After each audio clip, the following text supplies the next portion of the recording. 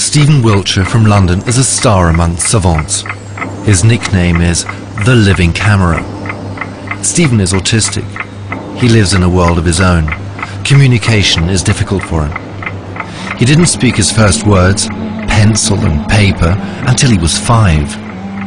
Yet when he was 11, he drew a perfect aerial view of London after only one helicopter ride. Even the number of windows in all the major buildings in his drawing was correct.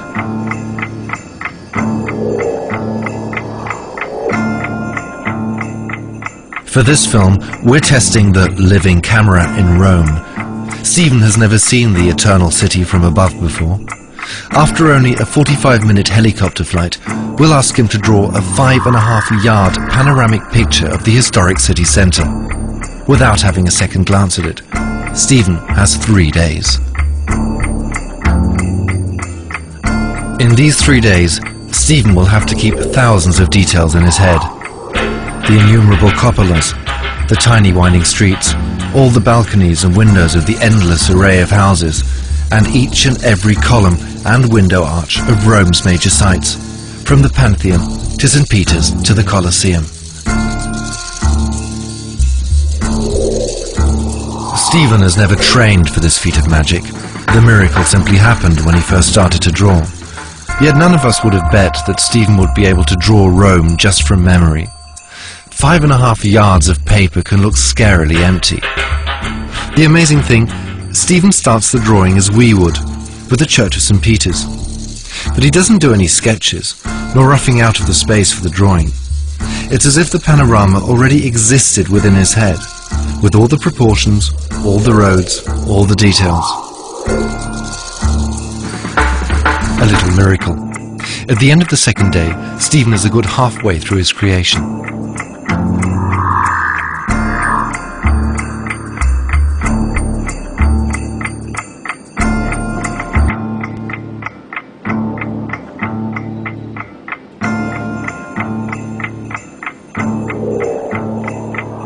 After 3 days of his drawing marathon, even Stephen Wiltshire starts to tire. He has filled in more than 5 yards of paper in fine pencil. He has been restlessly aligning window to window and house to house, because Stephen loves to be applauded for his art.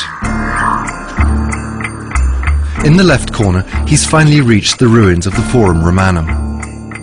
Stephen's sister Annette is rejoicing with him. He's made it. Obviously, he's pleased with his work. Yet our vexing question still remains. How precise was Stephen's ability to memorize?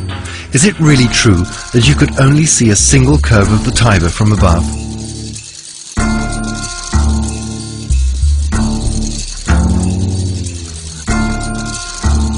We started to compare the accuracy of the drawing with the real thing.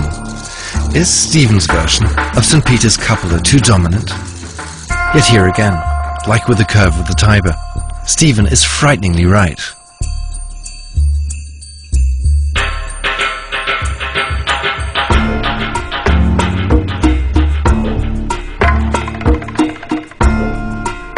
We wondered if the famous Roman hill should probably stand out more in Stephen's panorama. But again, Stephen had seen it better. From 1,000 feet up, the hills are, optically, almost level.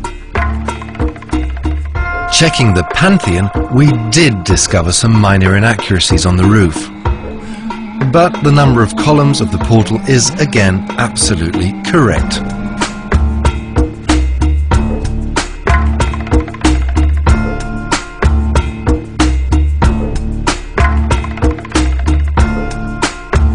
And, despite our doubts, Stephen has drawn one of the most complex buildings, the Colosseum, so precisely, it's practically a blueprint of reality.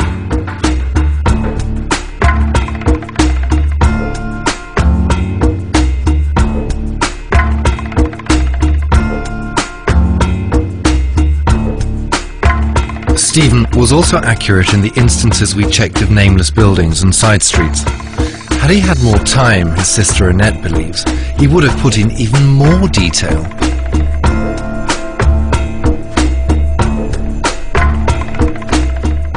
Some of them areas of all of that part, lots of detail, remember things of the some of the cities and the neighborhoods and the villages.